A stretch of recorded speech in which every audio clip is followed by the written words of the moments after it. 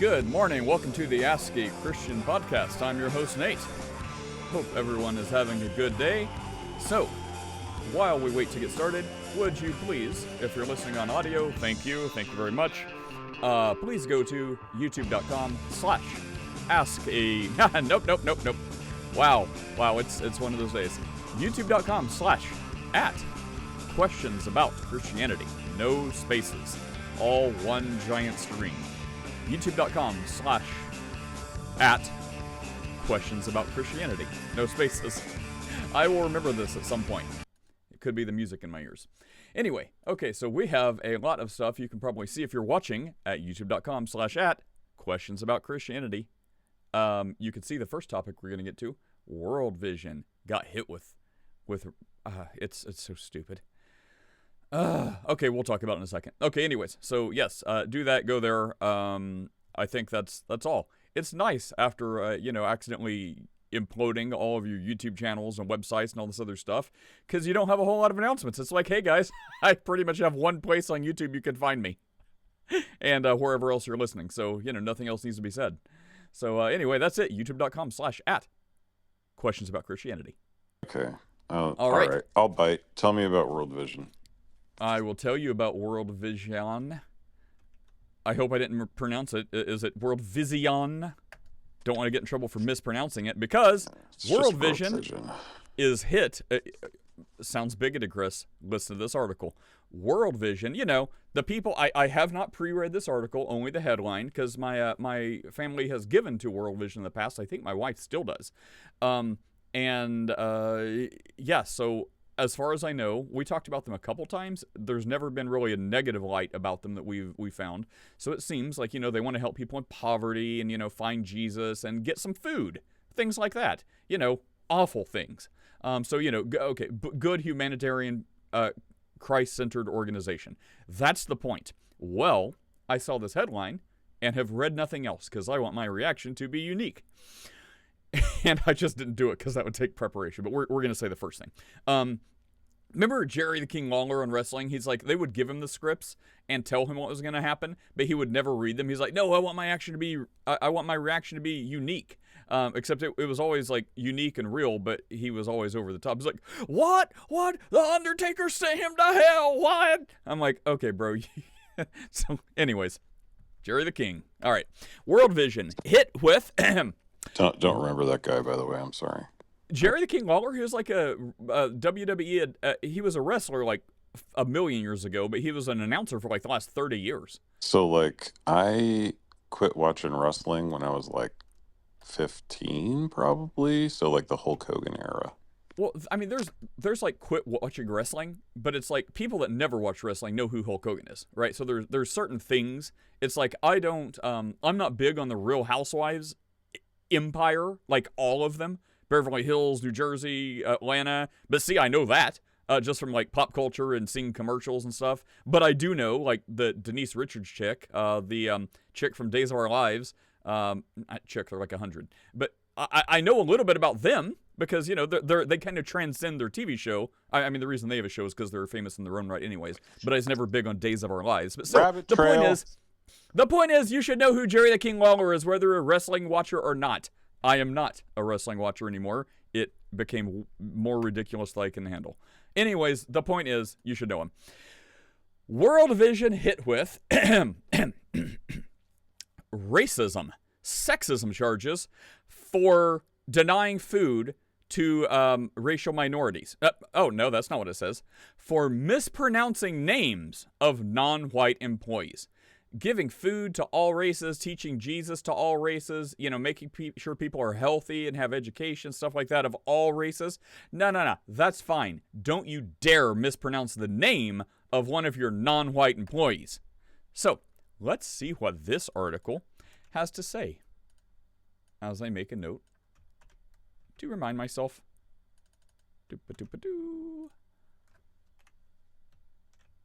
Great. Okay. So... let's go down here. You know what? Let me share this link to you so you fine fellows can follow along. Mark, if you want to get on this, you just say the word. How do I pin a link? Okay, I'm pinning a link to the top. Oh, it's so nice when things work. All right, click on that link if you want to follow along. World Vision is facing criticism after its UK, of course it's UK Human Resources team was accused of fostering a toxic and hostile work environment due to alleged racist and sexist behavior. According to the Third Sector, which stated it spoke to nearly a dozen current and former staff members, the Daily Mail reports, World Vision UK's Human Resources team were claimed to have mispronounced the names of non-white employees, and their accents were imitated by colleagues. The department allegedly confused two black female workers, while complaints were apparently made by the female employees being patronized in meetings. Further complaints claim that World Vision allowed homophobia to go unchecked, and with reports about it being ignored, silenced, or inadequately handled by management, according to civil society, who explain... We need to do your Archbishop voice. We're going to talk about that next, too. Okay. The complaint alleges that the charity is... they have a equity, diversity, and inclusion group. That's my biggest problem with them right there, that they even have such a department. So, the company, the charity's Equity, Diversion, and Inclusion Group were told that the anti-LGBT staff members need to be allowed to have safe space, too. That's my second problem. Why are there LGBT staff members working for this Christian organization? These are my biggest problems so far. Okay, in a staff Teams chat after a Pride event, a comment seen by civil society said that World Vision is moving in the wrong direction away from the Lord, and that it is sad to see so many people being led by the LGBT plus rainbow agenda. Yeah. Where's that guy? Can we get him here? Okay, the complaint alleges that HR removed the comment but took no further action. We shouldn't have removed the comment. Wow, turns out I'm having a lot of issues with World Vision right now that are completely the opposite that these people are having. Okay, World Vision. In response, World Vision dismissed the complaints as coming from a small number of former disgruntled associates who were terminated due to job cuts and restructuring. Commenting on the allegations, a World Vision UK spokesperson offered, "We are not currently under investigation by the Charities Commission. If the Charity Commission contacts us in relation to this, we will fully cooperate. We don't believe the allegations made by a small number of former employees who have recently left the organization are true." If you value journalism, okay. So, wow. So I've just learned I have issues with World Vision that are completely the opposite of why these people have issues with World Vision. What do you think, Chris? What do you think, Chris? Okay, I guess that's that. Lou, do you have anything to say about this? I guess it's self-explanatory. It says it right there. So if you want someone to be middle of the road, you'll have problems both ways. If you want World Vision, the Christian charity, to be a Christian charity by the letter of the Bible, it seems like they've got some issues they need to do better in, which is, why do you have LGBT people who are clearly against what the Bible teaches about this stuff? Why do you have people who are seemingly, I don't know, not inherently everyone under the LGBTPS rainbow is doing something in direct conflict to the scripture? When you have things like, I don't even know, I'm trying to think of one. I don't even know. One of the letters, because some of it has to do with like non-sex stuff, non-whatever stuff. There's like some random stuff that wouldn't inherently be biblical contradictory, because basically it includes everything except white Christian cis men. So, anyways, like people of color. Like, I mean, obviously that's not a sin, being a person of color. So you could be under that umbrella and not do any of the letters that are contradictory to the Bible, and be like, no, I'm under this umbrella because, I'm not white. Oh, okay. Well, anyway, so the point is, I doubt there's a lot of people that make up that who are hired by them. Probably some of the letters that are in conflict with the Bible. So, if you have someone who's in conflict with the Bible, why are they on your staff? Well, we're not a church, Okay, well, that's your right, but that makes me want to not support you. And then, the other thing is,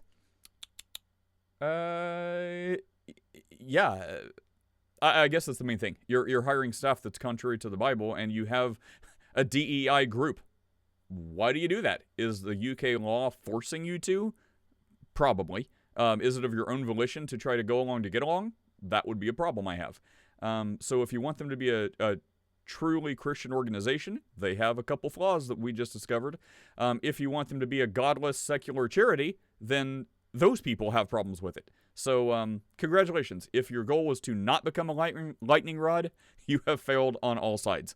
It would be easier to become truly Christian and fix a couple of these flaws that it seems like you have. But what's the chances that they're going to do that versus go even farther to capitulating to the other side? Lou, are you speaking? Or is this Rick?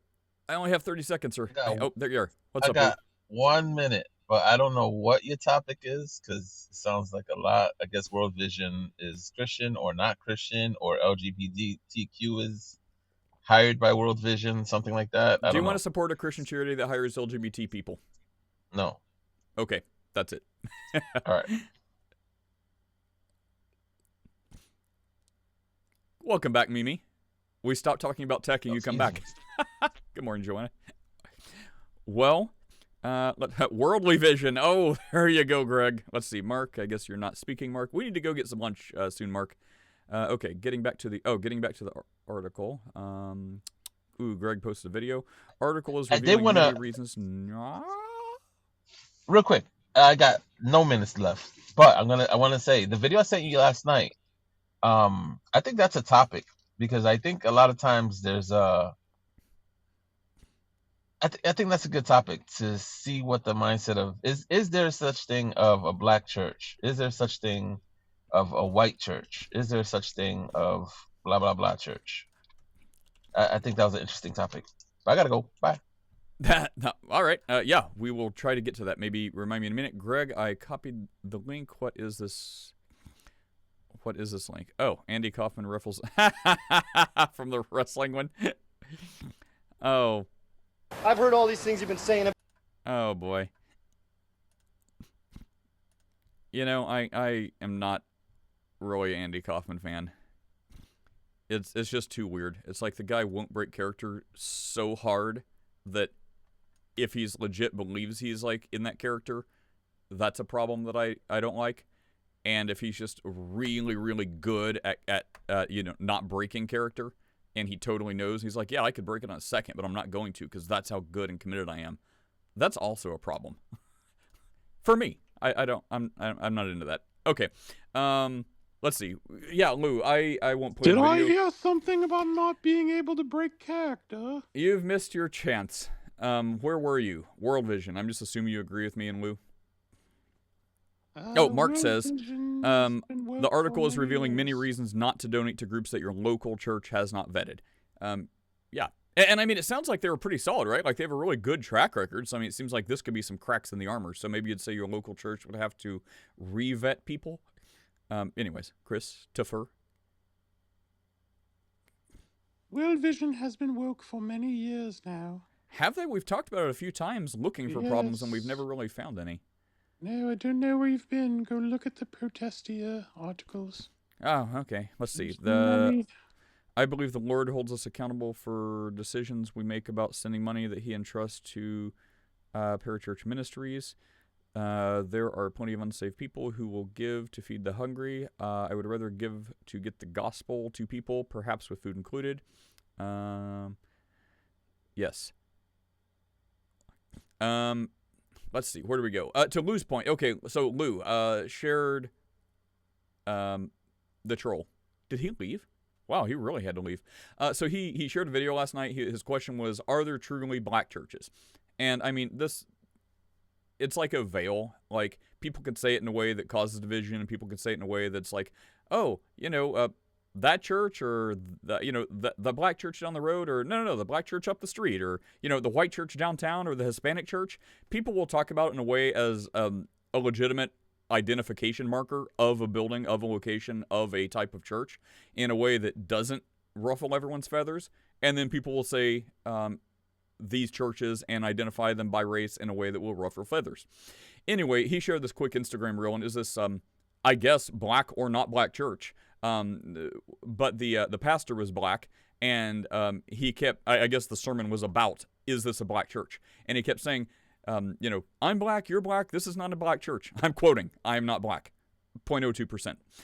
But the guy kept saying, I am black, you're black, you're black. He's like, this is not a black church. We are not a black church. He's like, I'm black, you're white, you're brown, you're brown. And he's like pointing to people in the audience, identifying different races. He's like, this is not a black church. He's like, and then his deal was, there are no black churches, there are no white churches. He's like, you're getting a preview of heaven, people, meaning we're going to have all colors, all races, with everyone in heaven. So he's like, get used to this church. This is not a black church. It's not a white church. This is the church of Jesus Christ. And everyone should hopefully be able to be like, yeah, amen. That's right. Otherwise, heaven's going to make you very uncomfortable. Anyway, that's the point he wanted to make. Let me make a note. Are there black churches? Okay. Steph, welcome to the party. You are late. How you doing? Are you feeling better? No, but I'm expected to live with it, so there's that. Like forever? You know, I dealt with COVID long cough for like do you remember that? It was almost a year. Yeah, it was when forever. I was trying to like talk on this thing, and like every 2 seconds I'm like do you guys remember that? That was awful. I thought I was going to have that thing forever. But you eventually got better. It's not the cough. It's like intense back pain. I'm just talking about my personal issues. I suddenly understand why people are like, just give me drugs. Because this is like it's an awful pain to live with. You're like completely immobilized. Laying down doesn't help. Like, Does it help if you like curl into a ball? Like if you bend your spine like in the like curling forward? It's actually the opposite. It's like hunching forward that feels like it just lights my entire spine up. So I have to like sit and stand very straight, but I can't sit for very long. Yes, I am quite unhappy. And the thing is, I have a very, very, very unusually high pain tolerance. I have a very, very, very low fear tolerance. So it's like, if I know it's just muscle pain, I'm fine. I can deal with it. But I'm also kind of like, yo, is this meningitis? Like, am I dying? Yeah. So, it's one of those. Did they rule out Lyme's? No, I'm 2 still weeks. waiting on the result. Yeah. Why does it take 2 weeks? Come on. I did say 2 weeks, but they said 2 to 4 days. So sorry, it is not. Well, once Mamdani wins, it'll be 2 weeks if you're lucky. Did you watch the debate last night? I actually took the time. We should just cut New York City off and cast it into the ocean and send New Jersey with it. That would be. I watched about we'll keep Long Island. I watched about an hour and a half of that debate last night. It was pretty spicy. No one else knows or cares. Okay, we can move on. But no, I did not because I'm depressed. Like whatever comes out of New York City just impacts the rest of us up here, and we don't want it and we don't like it, and all of our resources are spent like fending off legally bullcrap from New York City. So you have no good answers. Like at this point, you just hang your shutters. No one is a good answer. All of them are bad answers. Like Sliwa is the best answer, but it's still not great. Yeah, it's not good. I mean, when you're at the point where you're like, please, I hope Cuomo wins, like that's a bad place to be. That is like the epitome of a declining baseline. Okay, so but I do have a question. I have a topic. You say the topic because I also have a topic. Let's see which topic wins. Mine is that I'm grumpy because someone told me yesterday that I have no faith and Jesus would kick me out and pray without me. That's my topic. This seems to be a recurring theme. Didn't this happen before? Someone said they didn't want you around while they were praying? Yeah, that was Dr. Hodges said that. This is a different person? There seems to be a theme here, Steph. Different person. Why do you keep getting accused of lack of faith? I don't know.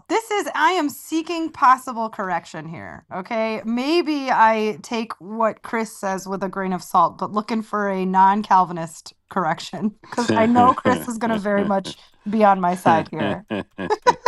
All right, well, I am a non-Calvinist. More non-Calvinist than you. Okay, Bro. Listen.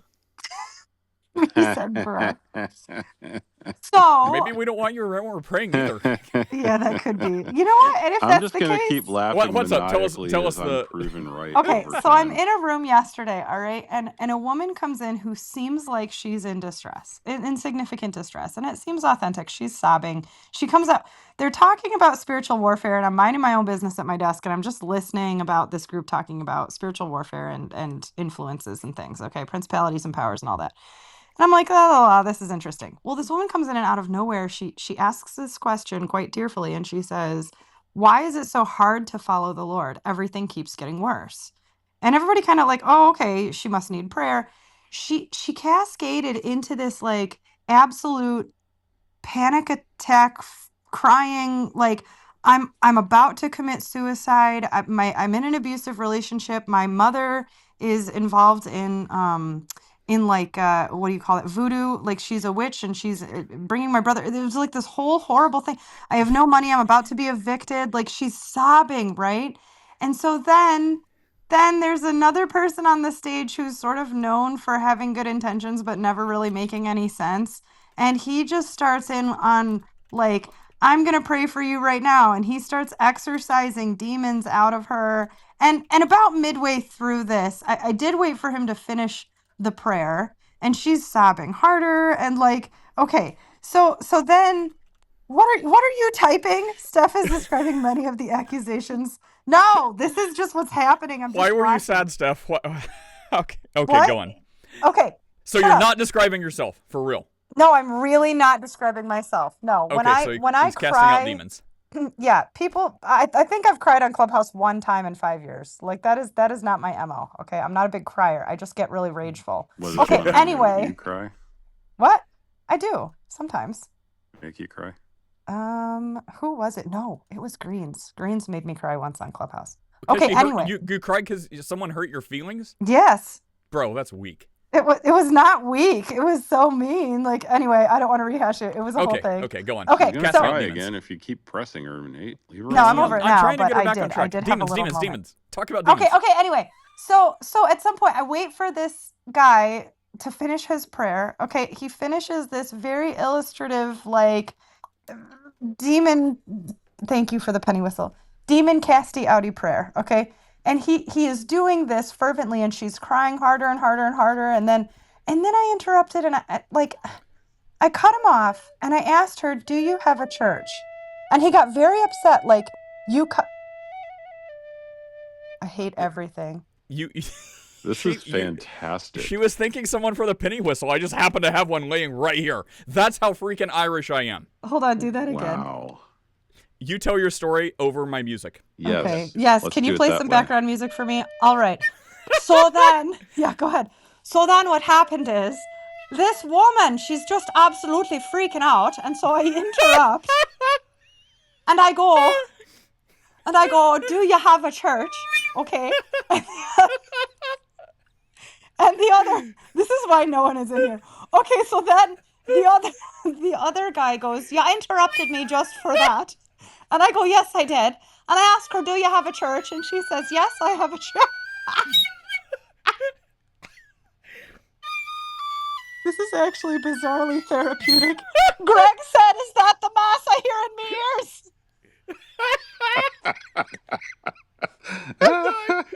Come on, Jenny, get it out. This room has just become a series of horrific inside jokes. Like, that's the point that we're at right now. Eliza, do you want to join in? Yeah, go ahead. Play your penny.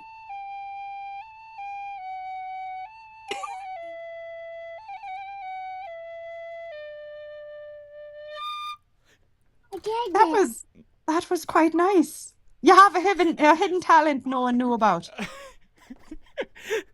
That was delightful. Let's just stop the room and listen to that. Can you just do that for an hour? Well, if you're watching on youtube.com/@ questions about Christianity, you can see I have now switched to my low D whistle.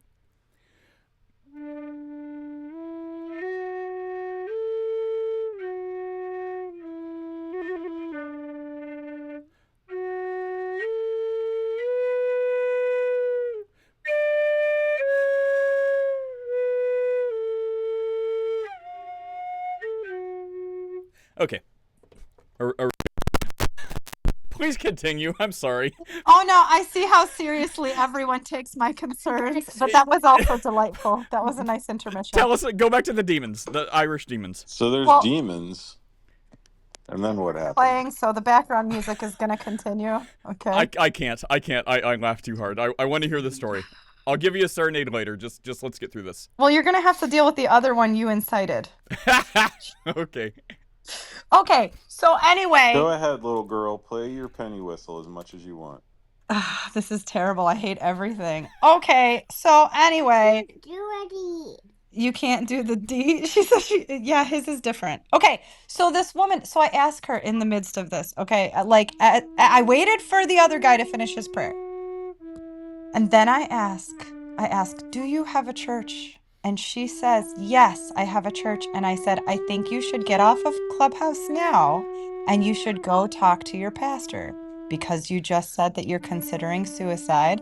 I don't think you should be on Clubhouse at this moment.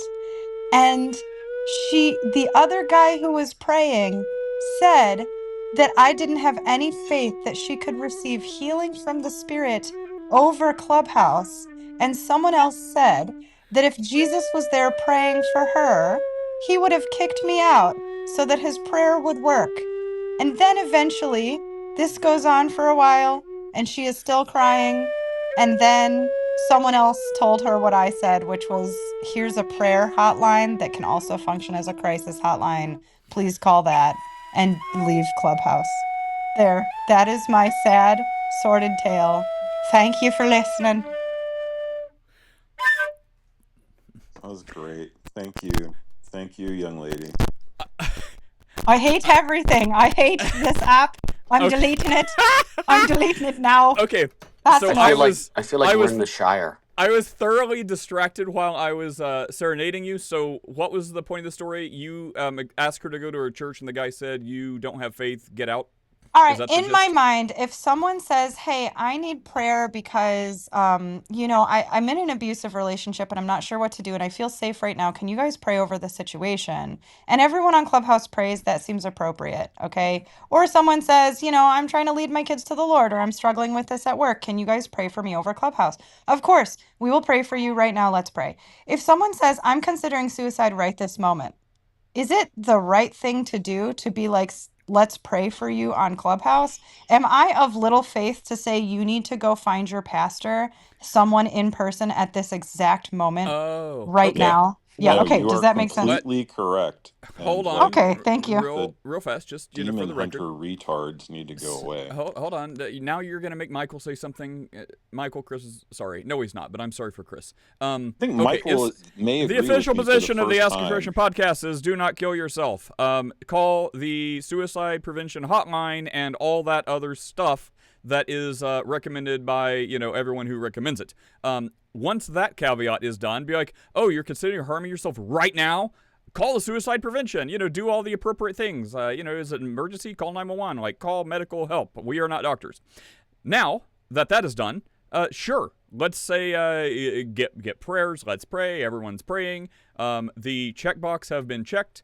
Everyone has encouraged to seek proper help from the proper authorities. That being done, everyone pray.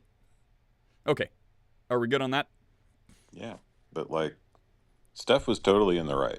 I don't know. Michael, what's your thought? Says the Calvinist. She wanted a non-Calvinist answer. She knew her degree.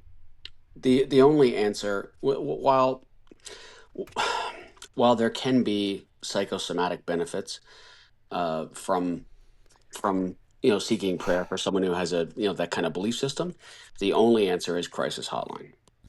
So, do you realize, Steph, that you asked a non-Calvinist answer, which I guess technically an atheist is non-Calvinist, but you wanted a Christian non-Calvinist answer, and mine is the only answer that you said you did not want. So that left you with a Calvinist answer and an atheist answer. Well, I think I'm looking for someone who is maybe perhaps slightly charismatic to tell me That would be me. That would be you. Okay. Charismatic. So the accusation was, right, that the Lord works and there's a reason she's in the room, and so praying over her is the right thing to do because as Christians we should never ever ever deny the power of prayer. And this has gotten me thinking because I'm like, was I denying the power of prayer? But I feel like if somebody okay, so the person who prayed over her is a person that I generally just don't trust. Okay. And he went into this whole thing. He told the demons to leave her, which is like, bruh, mental health is not always necessarily demons either, but okay. So he told Cover the your demons, bases. I guess. So he tells the demons to leave her, which if it were me, and it has been me, that has made it 10 times worse because then I walk away thinking that I'm demon possessed for 10 years. True story. Okay, so anyway, yeah, like I had a youth pastor be like, you got demons. And then I just carried that for 10 years before I learned I didn't. That's a whole thing. Yes. Thank you, Eliza. I mean, two people can still be wrong. Well, all right, I Wait, we guess. need your kid to play the penny whistle as you're saying this. Okay. So anyway, this is the hardest story I've ever had to tell just because of all of the horrible. Okay. So as the correction that I'm being given by some people in the room is, well, you're denying the power of prayer. You're denying that God could use this moment to heal her. But then the guy who was praying for her also went into, now you don't need to be theatrical and you don't need to be dramatic and you can stop acting now. Stop acting like a victim. You can just like pick yourself up and move on because the Lord's got you. And it's like, okay, and I said in the room, you've prayed for her to be Whoa. delivered. And if she is not delivered by the prayer that you just gave and the words you just spoke over her, it is going to do more damage. Like, I do believe the Lord can heal. I am not going to tell this woman that she has been healed over Clubhouse and can now walk free. That's why I Right. interrupted the whole. Okay, this is what I'm upset about. And I want to know, did I actually, would Jesus have kicked me out of the room? I believe this All is right. a proper, slightly charismatic analysis. One, two things can be true at the same time. This person could rightly say, don't discount the power of prayer. He could also rightly say, if you are truly about to harm yourself right now, call suicide prevention, call crisis hotline, whatever. We will also, at the same time, absolutely pray for you, whether you're going to call the hotline, whether you stick around because you're, that's what you want to do. It's still your life. You have to make choices to live it. So you can say all the things. You can say, call the suicide hotline, seek medical help. We will absolutely pray, whether you stay here or not. Also, call your pastor. And also, even if all of these things are right, you can do all of these things simultaneously. And then, if this guy starts praying a very crazy, non-biblical type of prayer, he could have given correct advice previously, but now he can be off base. Also, this seems to be like he was mixing like faith with the power of positive thinking. Like, just pick yourself up, like think like it, act like it, do this, act like you're healed. So it's like blending power of positive thinking with actual faith. So there can be some true things, and you can have multiple true things, and then you can have some bad things. So that I think that covers all bases, and there's like 5 of them. So I wouldn't, like, the worst thing you could do, I think, is get bogged down in diverting attention from this person to talk about how you're right, you're wrong, which is what people do so much, is the minutia. It's like, why don't we transcend the disagreements and be like, hey, let's just cover all the bases in 10 seconds. If you're about to kill yourself right now, call the appropriate people. Crisis hotline, suicide prevention, whatever the right medical decision is. Also, we're absolutely praying. Oh, look, someone's already started praying. Great. Okay, in addition, great. You have your pastor's number? Call your pastor. Great. So whoever said call medical, that's been done. Whoever said don't lack faith, pray, great. People are already praying. Whoever said call your pastor, great. He is on his way to your house. So no one should have a problem, because every recommendation everyone would have had is all simultaneously being done. That just seems like a win-win. And then please pray a somewhat biblical prayer on top of that. Yeah, like one of the other people in the room asked what state she was in and if she was comfortable what city, so that he could reach out. He's a pastor, and he was like, I may have contacts in your city who could get to you now. And other people were telling him that he was distracting from the prayer. Also, I changed the link at the top. Tactical posted this resource, which I briefly researched. This is a Christian crisis prayer hotline. So it's a crisis hotline, and it covers everything from grief to stress at work to suicide to this and just general prayer. We So you all need to call it. call this right now. Yeah, exactly. After Okay, this so room. apparently they We're have gonna have like Michael trained calling it. crisis professionals, but they have a network of resources of therapists and mobile teams and blah blah blah. So he was like, if you're ever in trouble, anyone in this room, like call these people because they actually can get to you in real life and they will pray over you and so on and so forth. So yeah, okay, that link is pinned at the top if you or a friend ever need it. And I thought that was fantastic. But people were like, that is not as good as prayer. And What you I don't did, know. Yeah, okay, go ahead. what you did, Steph, is you took the spotlight off of him. You stole his thunder. What if it was an actor to And make there's him look good? and there's a lot of professing Christians that are far more interested in convincing people how Christian and spiritual they are than they are convincing people that Christ is Lord. So you bruised someone's ego is what happened. Yeah, I guess I could. Yeah, Yes. considering the person. Yeah, I think that is true. So, But yeah, I there were guess- others in the room who were saying you don't stop someone from praying under any circumstances. But I Oh, think well, what no. I mean, if Nate someone came in, missed, like, that's why I'm sketchy about people who are like, there is a critique sometimes when someone wants to pray in this room, like on this stage, and I get pretty shady about it, especially if I don't know the people. If I know them, it's a little easier. But if I don't know them and they sound vaguely Christian, they're like, let me just pray. I'm like, I don't know about that. And sometimes they're like, yeah, we don't do that here. And they're like, what? You're supposed to be a Christian. How could you deny prayer? And it's like, I'm not denying prayer. I'm denying I don't know what this person's going to say. And if they start saying a whole bunch of weird, non-biblical stuff, that's even going to be more awkward. So maybe that's right. Maybe that's wrong. Some people are like, oh, smart. Other people are like, no, you never deny prayer. I'm like, this dude's talking about like the I don't know, some whatever. So that's me. Like, I get flack for that sometimes. It's like, well, I don't want to, like, we prayed yesterday. Sean prayed yesterday, right? So, I mean, it's like if I know the person and I know they're, more biblically sound, I'm a little more lenient to let that go. But because of all the times I have not, I'd be like, oh, you want to pray? Okay, I'm just an innocent little Christian. And they start talking about, like, the great witch spirit and all this other stuff. I'm like, okay, wait, hang on. This is uncomfortable now. Yeah. But you can tell how biblical a prayer is, I think. Let's do a survey by how many times someone rhymes in their prayer. Right. That correlates to how biblical it is. And if they cover all the bases, like, and I pray that you help not just today, but every day. And from Monday to Sunday to Wednesday to Thursday to Friday, from 5 o'clock hour to the 6 o'clock and the 7 o'clock and the 8 o'clock. It's like, are you just going to name all the hours of the day? It's like Jesus says something about this, right? He's like, look, you don't need to say big prayers. God knows what you need. Be like, God, help me. I mean, maybe a little more.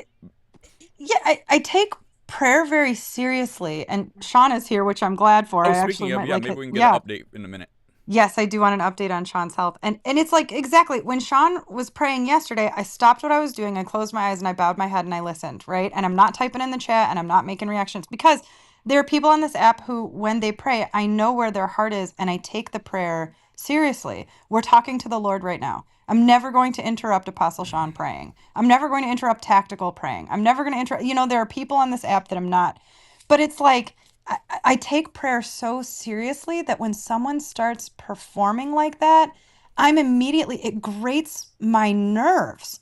Like, I'm just like, okay, you say you're talking to the Lord, but now so I want to hear the update from you, Sean, on how your health is and how it went yesterday. But then I also want your input on this situation. Yeah. And this is like one step away from like, do not touch the Lord's anointed. It's like, oh, well, if there's the Lord's anointed, like if I'm back in the time, to the specific people in which this applied, absolutely, I believe it, I respect it through and through because that's what it says, that's what it was for. If someone now says, oh, well, you're doing some demonic stuff, and someone calls you on it, and your line is, do not touch the Lord's anointed, it's like, oh, okay, I believe the Bible, I believe that verse, but that is not who you are. Sean, yes, I do hope you are doing better. How are you today? Well, they got to pull 10 pounds of fluid off me. Oh, you sound way better. 10 pounds? They did or are? They are. They're going to pull 10 pounds of fluid off me. Wow. You sound like a different person today. The nephrologist, thank you. The nephrologist that I had took me off of Lasix, which caused this fluid buildup in my body.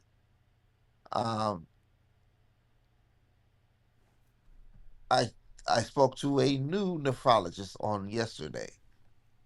And the good news, he said, work with me, you will not be on dialysis at all. I have a stress test at 10 o'clock this morning. So. Oh, that's easy. Yeah, so, yeah, I know. So I've had them. I've had them before, and it when you touch the right side of my abdomen, it no longer hurts. So no pancreatitis either. To God be the glory for the things He has Wait, done. you didn't end up having pancreatitis at all? No, it was just. So it's really just a side effect of being off the diuretic medication? Yeah, pretty much, yes. Holy cow. Oh my God. Yeah. I am so glad that they caught all that, but that's pretty much the best news possible, isn't it? Oh yes.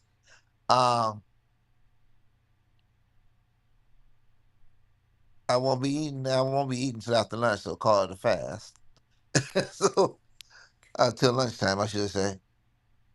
Um, the Now when it comes to prayer, I take prayers too seriously because the Lord said that we should pray and faint not. The Lord and then He also told us when you pray, say. So I look at the prayers in the Bible throughout Old and New Testament.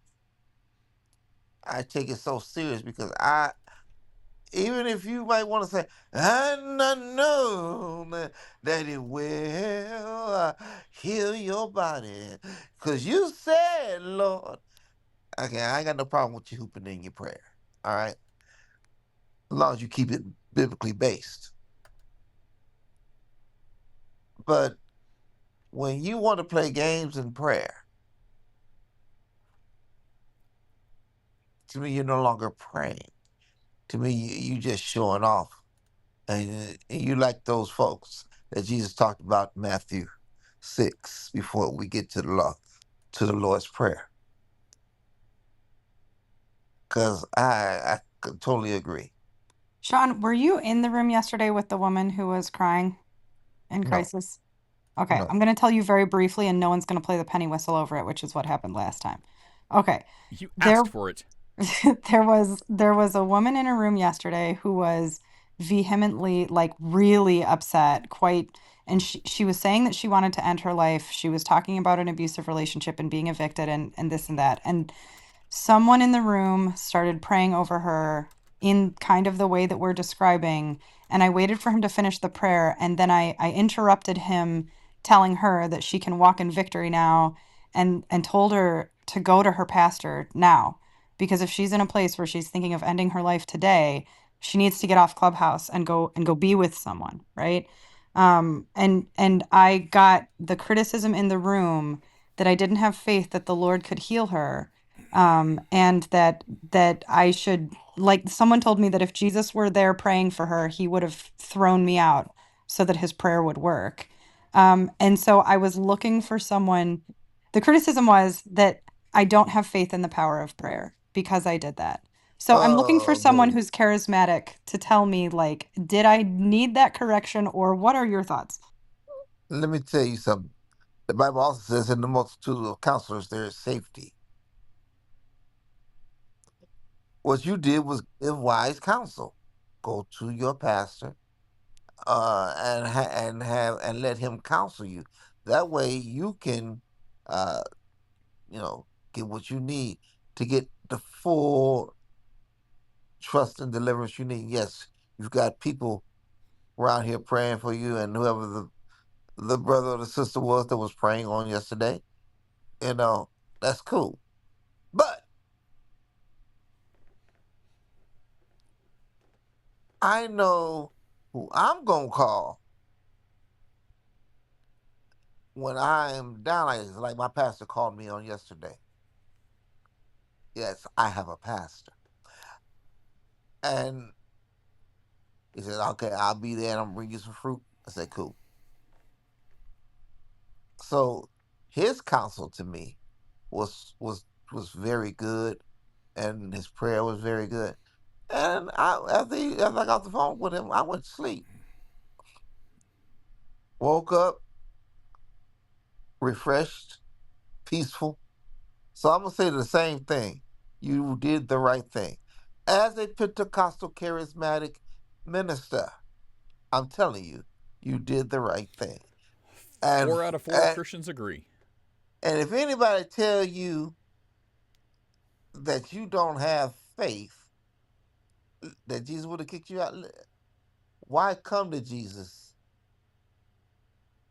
That's such a good point. Why come to Jesus? If Oh I my gosh, that's if, such a good point.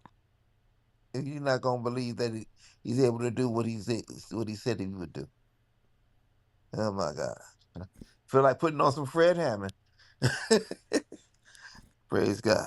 Thank you all. I feel much better. Thank you, Sean. And I am so glad that this is going well for you. This is a huge relief. We'll keep praying. Please keep us Yes. posted, but that is all great news. Greg, would you like to say anything before we move on to Chris's topic of the day? Well, apparently Chris and I have to work on our charisma a little more. But you guys gave the Yes. same answer Sean gave, which is the same answer I gave, which is the same answer Steph originally thought was right. So 5 out of 5 Christians agree. And an atheist. And an atheist. Yeah, The no, way this was I going no, earlier, like, I thought honestly, we were going to have Michael calling the Christian counseling prayer service. well, no, I think there's a lot to be said for. So everybody's heard this saying before, right? Meet them where they are. And if there's someone who is like both a Christian and in crisis, because these are, of course, not mutually exclusive things. It, like, even from my perspective, it's not. So I would disagree with that person that they need prayer. If somebody came to me and said, I'm thinking about taking my own life and I need prayer. In my head, I'd be like, no, you don't. But that's not what they need to hear, right? So you have to meet them where they are. You give them what they need from both dimensions, right? So like me, what I would do, like I said, I've done before, is I would say, I'm not going to pray with you because that's not what I believe, and I don't want to be disrespectful to you. Bring somebody in who would, and then while that person is praying with them, contact crisis intervention.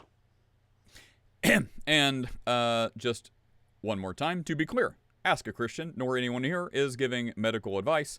And if you ever think you hear something that sounds like anyone here is, you are mistaken. Seek us out for clarification. We are not. Call a doctor, call 911, whatever is applicable. Okay. Or 11199, whatever it is in the UK, or whatever it is in your country. Okay, so, Chris, I have posted the next article up at the top. You guys can follow along. The Church of England was posed to lose 40 million members when last we convened and spoke about this, and now apparently it is official.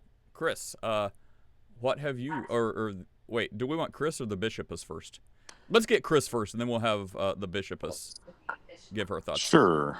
Yeah, GAFCON, which is the single largest Anglican body, has declared that they are going to be breaking off from the Anglican Communion. They are no longer going to be participating in the Conference of Bishops.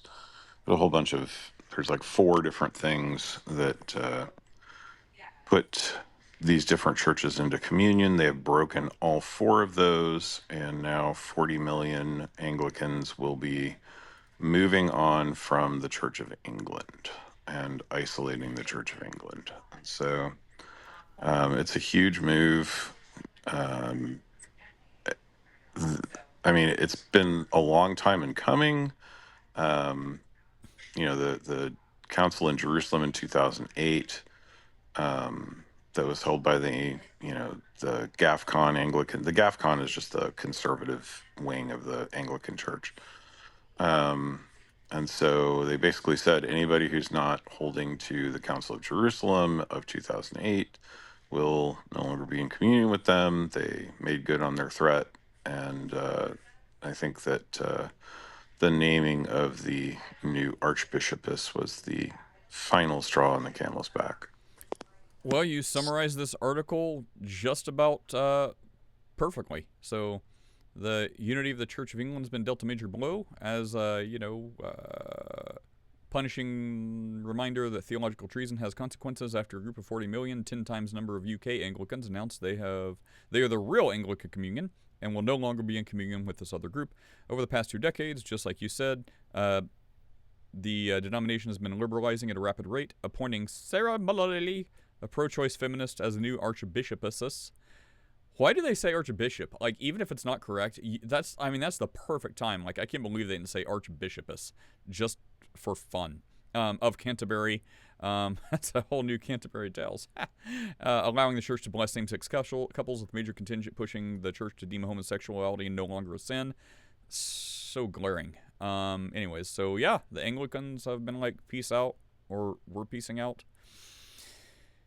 There you go. So I guess, sorry, Anglicans, this all would have been solved if, hundreds of years ago, you'd just been like, hey guys, we have a Bible. Let's just do what it says. And when people say, what denomination are you? Be like, we just follow the Bible. And then just do that. Sir, you just simply do not understand what it means to be Anglican. Neither does the GAFCON. Neither do all of these other 40 billion so-called Anglicans. They will be under our boot heels soon. We know how to deal with traitors. You know what I don't understand is why she wouldn't step down. Okay, I'm trying to think, like, I'm not a to power do hungry... damage to the church. Well, right. Well, like, okay, that is what it seems like. Like, why? I'm trying to be in her shoes, right? And I'm thinking, if I were voted as the head of my church, which I care about and believe is right and want to see succeed, and I were suddenly voted in as pastor and half the church was like, I would be stepping down. Like, whatever I have right now is not worth the division this is causing. You're a normal person. That's your problem. Steph, you're thinking like a normal person. Yeah, you're approaching it all wrong. You got to think, if I were an agent of Satan, how would I destroy the church's witness? And are we he's not really even wrong. thinking she's an agent of Satan, or is she just if you're like, literally no, women preaching a should... different No gospel? question about it. If you're okay. literally preaching a different gospel, it's like homosexuality is a sin. Homosexuality is not a sin. What do you call that? Rubbing off on Nate. Is that what she said? Like, but did this she is actually the time hold that position? where Chris and Greg are actually not wrong. Like, what sounds like hyperbole is spot on. In this case only. I will be the arbiter of when and when not it is spot on. In this case it is. I will give you the real answer, Steph. The real answer is not that she's trying to break communion with all these people. She sees herself as an agent of change to move the church forward into the 21st century. The Anglicans are facing a massive shortfall in both funding and attendance, especially in England. As England becomes more nuns, the Anglicans are, beginning to panic, and they see their way forward as becoming far more progressive. And if they become more and more progressive, then they can attract the smart set back to the church. They can attract the elites back to the church, which they are currently missing. And, which will not work, by the way. Well, I mean, it hasn't ever worked before, but, Right. The right people haven't tried it. And so, same thing with communism, so, I was going to say, are you talking about Anglicanism or communism? They're the same thing at this point. But, that's what's going on, is she doesn't see herself as causing division. She sees herself as doing everything she can to save the Church of England. Yeah, Speaking even of- I would agree with Chris on this point. Like, typically when you see changes in religious practices, it's not because they think they've seen the light of day. It's because they've seen what they were doing as untenable and unpopular, and they don't want to decrease their numbers, which means decreasing the pocketbook, and so they make changes. And it's like the opposite is true. Like, as you get more like kind of hardcore about your religion and firm in your beliefs, you see more people flock to that in droves because they see it as real and authentic. Look at all the Tradcath and EO bros. They're completely wrong, but they're uncompromising. So if you compromise trying to get more people, you end up with less even of what you have. If you are unashamed and uncompromising, apparently even if you're wrong, that has a pool to it. It's got like a verboseness that attracts people because they want to be part of what they perceive as the right club who's unashamed in their convictions, which is true. However, in these cases, they're both still wrong. But, yeah, which leads me to my next point. Steph, I had just I don't even have to ask. You have to be a Target shopper. I will truly ask. am. Okay, Yeah. great. Is it, maybe not in New York, but I never go to Target. I do not like Target, especially ever since the pedo Satan costumes and, like, you know, the tucking pouch swimwear for little boys who are little girls. Like, it's too much. I never liked it anyways. I used to work at Target a long time ago. But anyway, so I never shop there anyway. I am truly a person of Walmart. But after all the stuff about their apparel Boy, howdy, and stuff like that's that, true. and stuff like that You were came out. straight off the Denizens of Walmart page. Oh, what happened to him? Did he get muted? Anyway, so, my child is getting an iPhone, which I also am considering this one of the big failings as me being a parent, but it's coming, and I'm like, well, I can't give you the phone without a case because it is ridiculously expensive, so we have to have a case. We don't have time to order you one, and Walmart, for some reason, is out of stock on this model. They have everything else. This model, they're out. So I'm like, okay, let's just go to Target. They have one. Let's just go to Target. So we walk in there. It's been forever since I've been there. We go in. It is like a ghost town. Like the shelves are like bare, like massive outages on the shelves. They're just not stocked. It is there's like it took a long time to see people, to see shoppers. There is like maybe 5 or 6 shoppers in the entire store. This is like 6 in the evening, and there was definitely a whole woke feel to it. You know, some of the employees look like they're zombies. Like, even the shoppers look like they're zombified. You can hear their conversations as you're walking by them. They're like, do you want these chips? These chips? I'm like, say chips! Say, do you want these chips? Anyways, so the way they're acting is just like Walking Dead or something. And then it is hilarious that, okay, Michael and I maybe can find some common ground, but it's like the amount of, I was walking by and the same guy that's talking about the chips as I kept walking by said something about, this is like the Magic of the Gathering deck. I'm like, what?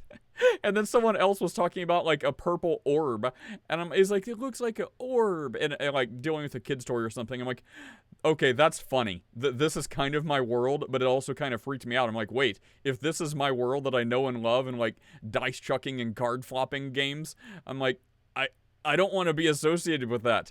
Anyway, and then we saw, like, you know, the stereotypical, like, green and pink and blue hair from a couple of the employees that just look like they're hating life. The point is, it was like a ghost town, and the shelves were bare, and everyone's like a zombie. I'm like, used to Walmart got flack, and Target is where people wanted to go to have a higher-end alternative to Walmart.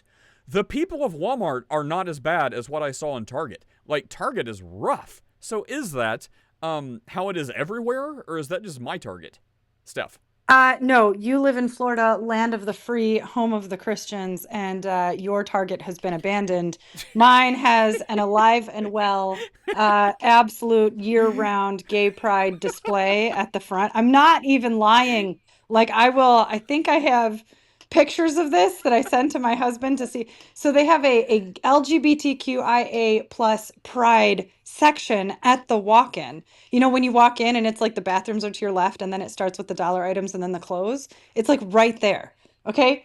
Year round. It is Gay Pride Month in my Target in New Do York. they have So, mannequins that have the breasts removed with the little scars where they used to be? that well, would be I have amazing. not looking under the shirts of the mannequins, so You I suppose should. I don't know. I mean, no one I would don't bat wanna an eye know. if you did. You'd be like, oh, she's got a thing for mannequins. That's fine. Let's add another letter to LGBT, you know, is there an M? Is M taken? Ooh, M. Because this there can you be for go. mannequins. You know what else I've noticed? Now, here's what really was the downfall for me with Target, Just right? another Because Mannequin Monday. yeah, well, listen, they're super gay Who and sang that? they're what? 5 points right now. Who sang Manic Monday? She Bengals. didn't even know it was a song. Just another manic Monday. No, I got it. Did Greg say, wait, was it Bengals? It was Michael got it, yeah. I thought it was Belinda Carlisle. It was Bengals? Yeah, it was Bangles. I think it Who was was originally by Prince. Belinda Carlisle was a member Was she of the them. Was she the singer? Okay. She was one of them, yeah. He's gonna Google this. Are you Gen X, Nate? Because you just lost your card if you are. Yes, he is. Well, yeah, but I mean, maybe You it's lost your because. card. Hold on there. Hold on, buddy. Was I'm pretty Belinda sure Nate's Carlisle millennial, this? dude. No, no. She was No, one of the he's a singers. Wait, No, he hold- was ev- not. Everyone, hold on, mute everyone. Look, The Go-Go's. hang on, we're gonna go in order. The Bengals sang it. Michael said Belinda Carlisle was a member of this. My question is, was she the member who sang this song originally with the Bengals? If so, I am vindicated because clearly I have been looking at a mistitle because I'm sure the title says Belinda Carlisle.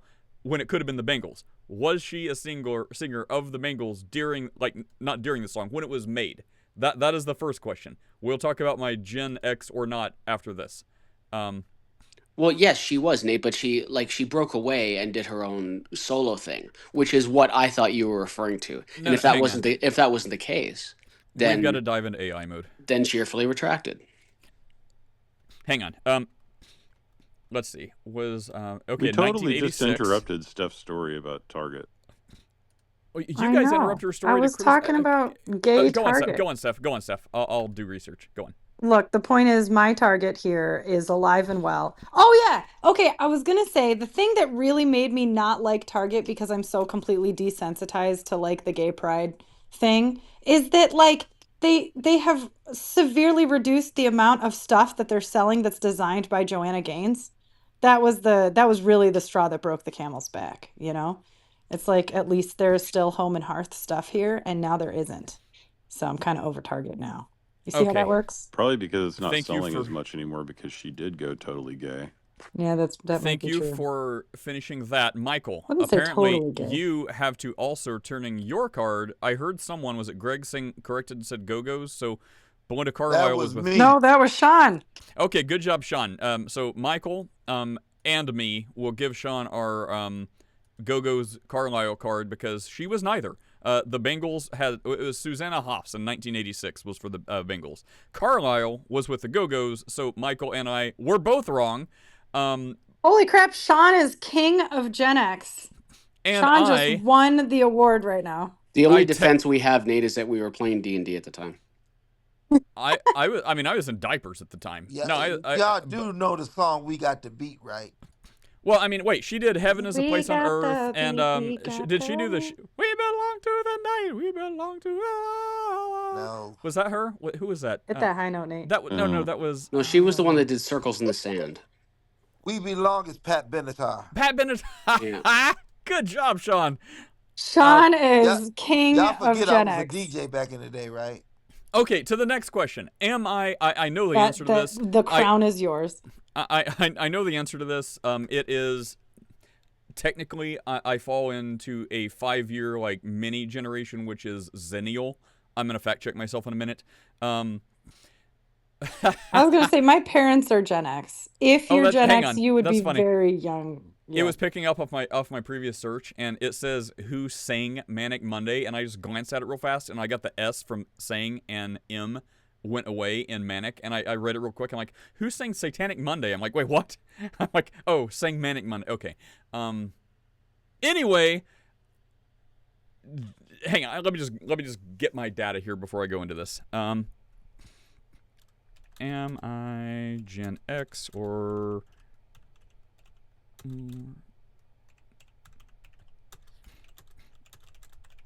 Okay, so what I believe I am now is a micro generation because we are Gen X in the fact that Gen X in the fact that we didn't have the we didn't have the internet. We grew up without the internet. The internet came later, and we still had rotary phones and VCRs and cassette tapes before CDs and like all these type things like that you would usually call the big tech advances like internet and cell phones and things. With millennials, we were before that. But we were like close enough. It was like right on the border. So some of us had it in our childhood. Others it came later. So like that, they will say there's like a zennial. So this would be okay. So Gen X, born between approximately 1965 and 1980. I was born in 82. So approximately, I don't know. Now there's only like 10 years. There's like 25 between that one. Explain that. Anyways, so millennial, born between approximately 81 and 96. Zennials would be born between 77 and 83, which would be a micro generation that shares characteristics of Gen X and millennials. There you go. I identify more with Gen X. My soul is that of an 80-year-old. I will point out I was the only one who mentioned that the song was written by Prince and given to Joanna Hoffs of the Bengals. Wait, Okay, was Greg Susanna is the Hoffs? prince of Gen Well, X. that ain't the song they did that was Prince. Do you know that? Oh, who sang this song? Who sang the song? Oh Sheila. Ready for the World. Shout out to Michigan. Oh, What the I was heck? hoping someone would say Prince because that like I know that answer, but it's only because I've thought it was Prince for so long, because it sounds exactly like him. And then at one point I learned no, it's this band called Ready for the World that's the only song I know. Anyway, Am I the only millennial here right now? I was hoping Greg would say Prince so I could be like, no, it's Ready for the World. Dang, Y'all, Sean, this is crazy. My parents are Gen X. Like this is my parents' thing right here. Steph, we are your father. Yes. I am old enough to be your father. Now do what I say. Disaronno If on you the were rocks. very Breitner young, yes. Gustavi. Nice PTR. Not that I'm promoting alcoholism, but maybe I could win on an alcohol game because I was a bad guy at one point. Was I? I don't know. Don't get drunk. Well, No, you were a bad guy and then a cop and then a Christian. So I think you've sufficiently undone your badness. Badness makes it sound like I was robbing banks or something. I mean, I did like to drink in my former days. You do know that what that makes you, Nate, right? A person? No. Bad boy, don't. He's going to Who sang that? sneak out tonight. Oh, wait, that's a different... Luther Vandross. That's a very different song. I thought you were going to do the Inner Circle one. And Pat Benatar also did that Calvinist song. I'll Hell bite. is for children. What? Hell is for children. Oh, good It's the Lord. Calvinist song. Is that a real song? Yeah, it's a real song. About okay, child do we have abuse. anything else? Oh, wait, I have a question for Favor to ask, but only if if you're able to. What's up, yes, Breitner? What would you ask of Steph? I know you're usually at work, but here's your ticket just in case.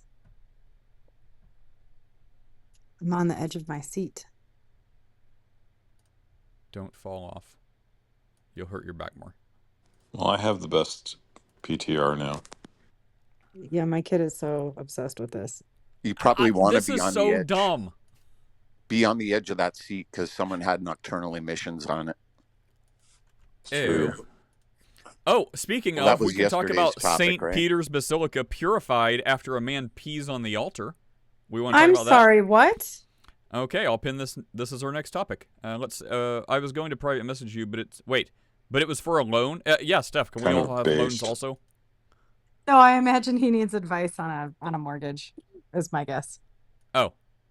I just want an actual loan. Give me your money. Ain't nobody getting a loan from me this That's month. disgusting. No, a loan? Oh man. Okay, listen, I can't this month. This is like the worst month I've had in 10 years for closings. It's actually been about 6 months. Everything's fine. Nobody's dying.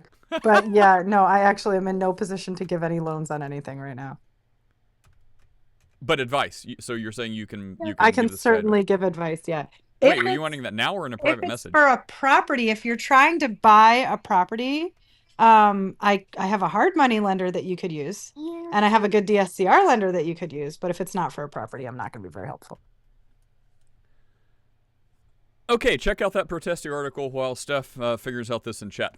Okay, so, yes, I've also not read this, except the headline. St. Peter's Basilica purified after a man pees on the altar. Let's find out what this is about. Look at all this wealth and riches and gold. Look at all the gold. That is a very golden basilica. Okay. Oh, look. Mary. Is that Mary holding a giant... Is that Mary holding a giant cross? It's probably fine. Don't worry about it. Anyway, okay, St. Peter's Basilica was temporarily closed to the public last week to purify its altar after a man climbed onto it, removed his pants. Chris, were you in Rome? And urinated on it in an act of public vandalism. The incident, which caused widespread outrage, prompted a response from Pope Leo, who was allegedly appalled by the desecration. Following the incident, the altar of confession, where the Pope typically celebrates Mass and which is situated above what is alleged to be St. Peter's tomb, was ritually purified. The purification ceremony involves sprinkling holy water, not drink from a foot. Well, actually, we don't know. It doesn't say. Over the altar, while palms and hymns were Palms. While psalms, I was thinking they were hitting the water with a palm. Anyway, while psalms and hymns were recited, restoring the space, because black magic rituals are, I guess, a thing. It's not the first time the altar was used in protest. In 2023, a Polish man, how many Polish people does it take to pee on an altar? Apparently one. A Polish man, sorry Polish people, you guys are great. Just don't change a light bulb. Steph, do you get that joke? In 2023, a Polish man took off all his clothes, jumped on the altar, showcasing the Save Children of Ukraine written on his exposed back. If you value journalism from an unapologetically Christian worldview, show your support and become a member. I don't think this will be the one that gets me to become a member. But that's the article. So, even if you disagree with Catholics, don't pee on their altars. Don't do that. Why not? That's a great way to That's protest. one. I'm still protesting. That's disgusting. That's disgusting. How Second off, Nate, Yes. how Archie Bunker of you? The Polish joke? Yeah, you meathead, you Polak meathead, you. I didn't say Polak. Sean said that. Let the record show. But he was quoting someone else. It's fine. You know what? I don't have this right now. I don't remember. Lou, did you share this to me? Speaking of Chris still protesting, where did I come across this at? It was that thing I sent you, Chris. You remember where it was? I posted it in Discord under Catholic-ish news, I think. Mark. Oh, is Mark here? He would appreciate that. Mark? Oh, Mark left. Someone tag Mark in that. But it was basically going... you know what? Let me just get it. It was going through these Catholic things about it. The Vatican Council and Papal Statement. Apparently they've been doing this for a long time. So, let me get this up. So, don't pee on Catholic altars. And if you still protest, remember how many times Catholics have murdered people. Everyone's bad. Everyone's dead bad things. We're talking about Catholics now. Shout out Catholics. Catholics have murdered people for having slight disagreements, like Galileo and the Pope being like, the world is not the center of your universe. It's the sun. Die.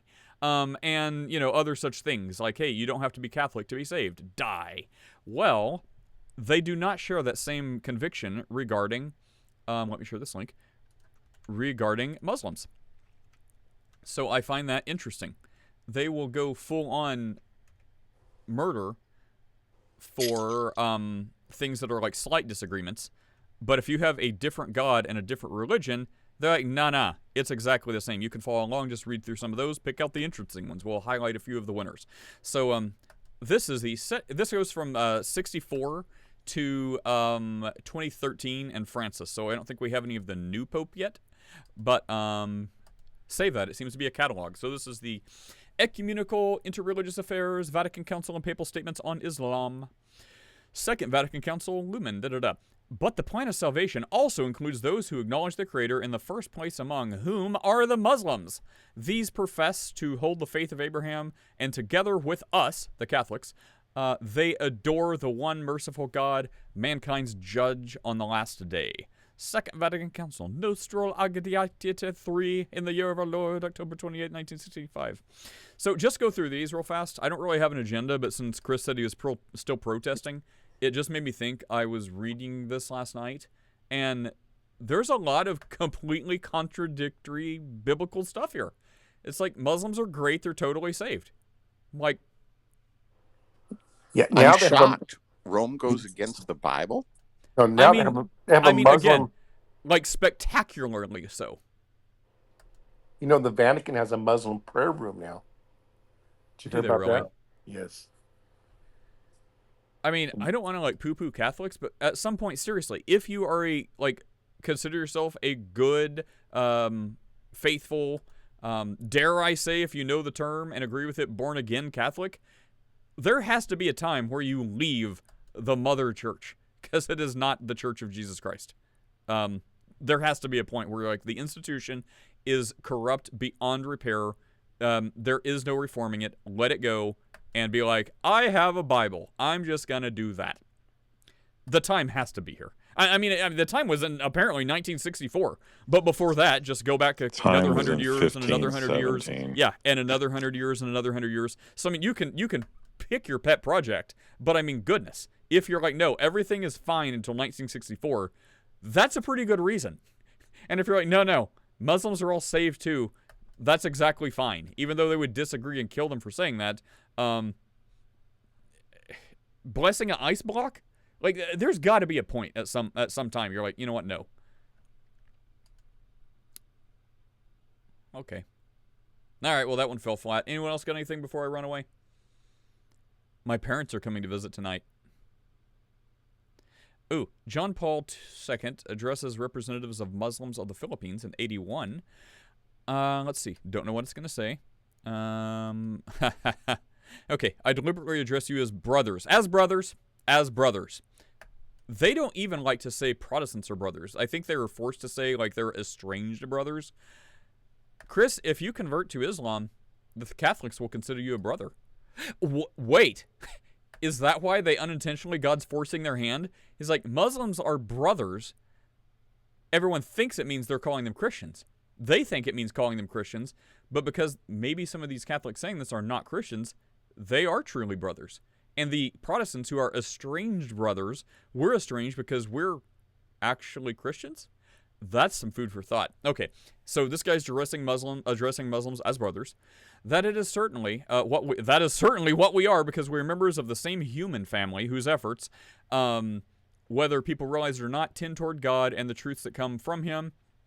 Crusades, what? But we are especially brothers in God, who created us to and whom we are trying to reach in our own ways through faith, prayer, and worship, through the keeping of His law, because that's what Christianity promotes, and through submission to His designs. But you are not above all, but are you not above all brothers of the Christians of this great country, the Philippines, through the bonds of nationality, history, geography, culture, and hope for a better future, a future that you are building together? Is it not right to think that in the Philippines, the Muslims and Christians are really traveling on the same ship for better or for worse, and that in these storms that sweep across the world of safety, the safety of each individual depends upon the efforts and cooperation of all? I salute the efforts of civil and political cooperation. With great satisfaction, I earnestly encourage their extension. Society cannot bring happiness. Okay, so Muslims are brothers. Dear Muslims, my brothers, I would like to add that we Christians, just like you, seek the basis and model of mercy in God Himself, the God of whom your book gives the very beautiful name of Al-Rahman, while the Bible calls Him Al-Rahum, the Merciful One. I wonder if this is too much AI. Let's see. Let's do a little thing. If anyone else has anything, give it to us. Let me ask Grok real fast. Grok, on the wall. Okay. Out of this link, from this link, which is the most anti-Christian?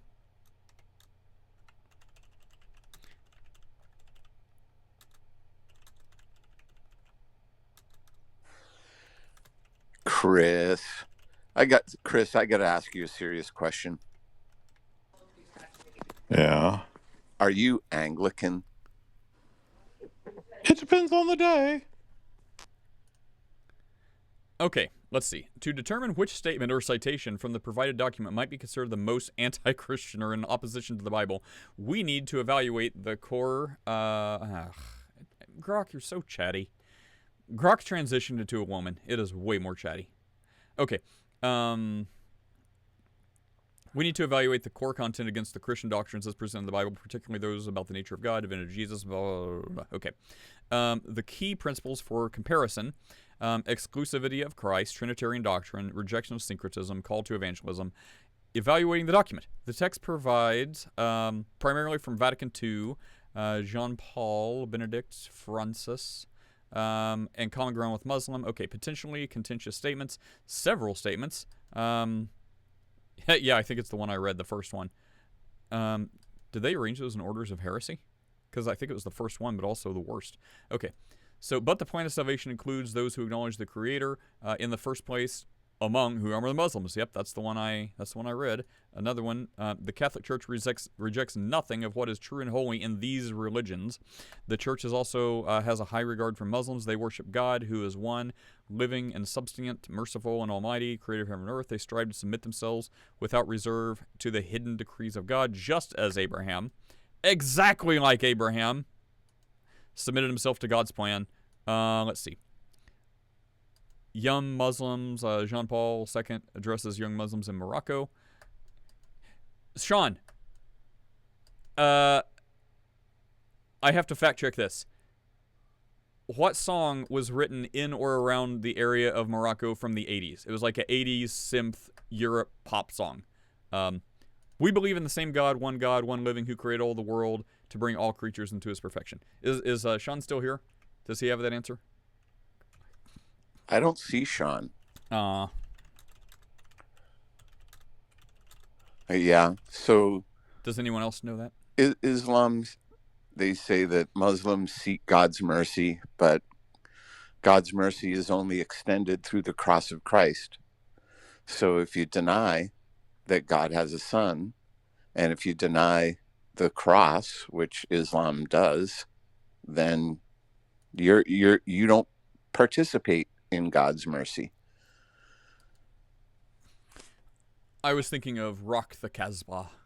Rock the Casbah, rock the Casbah, you really like it. No? Sharif don't like it.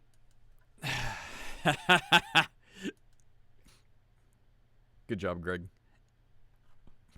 All right. Well, this has been your Catholic education and 80s deep dive. Anyone else have anything? Steph, are you giving loan advice or? I'm reading a book to my kid. Bro. We're reading about Noah's Ark. Don't you know Noah's Ark doesn't have the buoyancy to float based on mathematical science? We don't know what a qubit fully is. We don't need to. Your God is a lie. Michael, what are you doing with your weekend? What am I doing? Formula One races at Coda this weekend. Having friends over tomorrow night for dinner. You were right about the ARC thing, though. That you don't know what a qubit truly is? I think we have a pretty good idea. It's like an arm length and a half, which is like 18. 7. Wait, I thought it was like 18 inches. No? It's between 6 and 7. I could have sworn it was like between 18 and 22. You're not getting it. Oh, Chris, go away. Gosh, that's the most annoying thing you've ever done. So out of no reason, like there's no real reason. So like I could create this next Gen Alpha thing and be like, hey, okay, let's see. Like look around for meaningless brain rot. I have a can light. Okay, so there's a can light that I'm looking at in my wall. I can just be like, hey, can light. Or I can just like start putting a picture of that, and people are like, I don't get it, and it takes off, and be like, what is this? It's a picture of a can recessed light, and be like, oh no, it's an internet meme. It's taking the world by storm. Some guy saw a light in a recess in a can and took a picture and started it. Now it's like people are making TikTok videos and starting cults over it. And be like, that's the stupidest thing. Like that's how these things start, right? There's no real reason.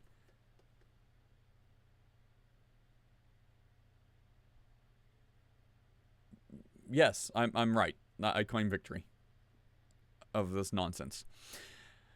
Okay, well, I guess everyone, I'm gonna go play Fortnite. Chris, yeah, I don't know. Everything is fine on every device in my house, including my Mac, unless I hook it up to my router. Everything else works with my router flawlessly. My Mac works flawlessly with the same cable plugged in directly to my cable modem.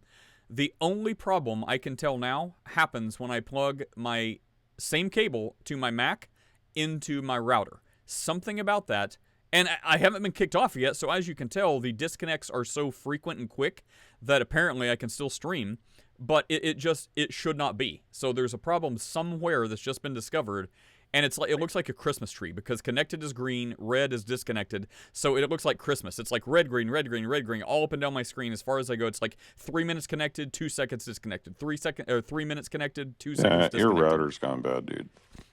But why is everything else working with it though? And I mean, yes, I will.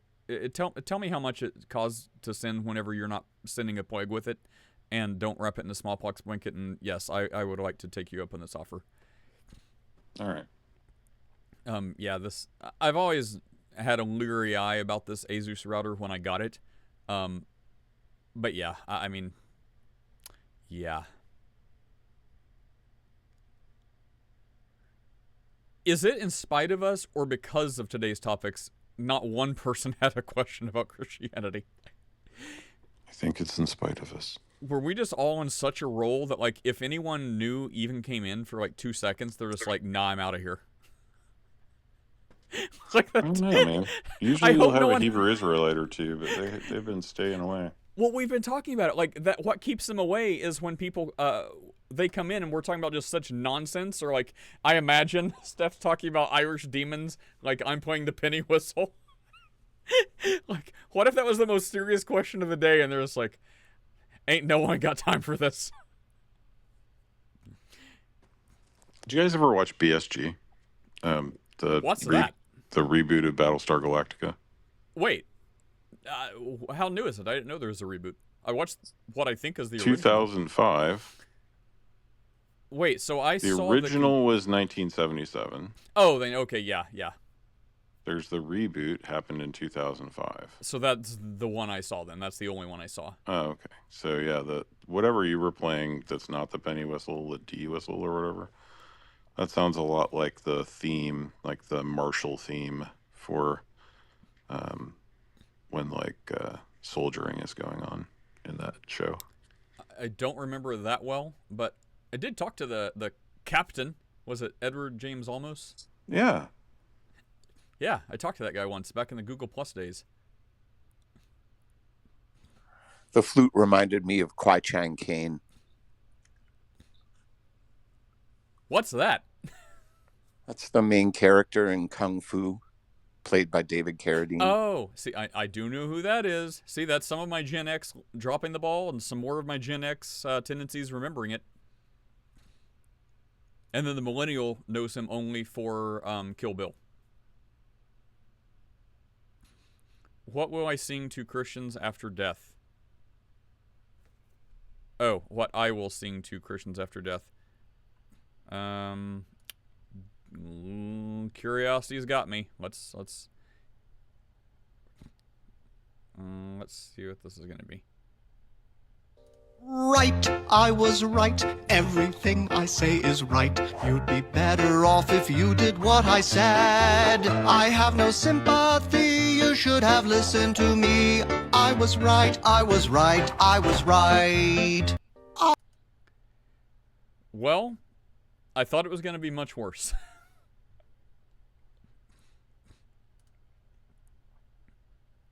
I hate Instagram so bad. So what does that mean? What he's going to sing after he dies, or what he will sing after the death of a Christian?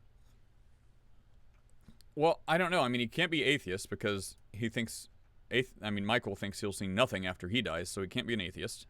If he's, let's just say, Muslim. I guess it could be either or. I mean, it would be a little premature to sing it after a Christian dies because you would be incorrectly trying to claim victory.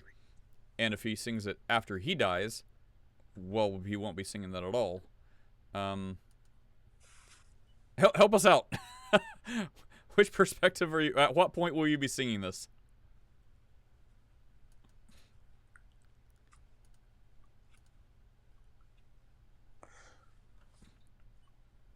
Well, I guess we just have to disagree. Okay, everyone. I guess, yeah. Go do good things. Go in peace.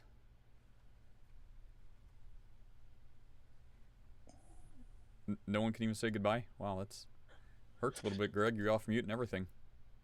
Oh, I just just waiting here. So you're leaving? Okay, goodbye. Have a great weekend. Thank you, Greg. All right, guys. See you later. Take care.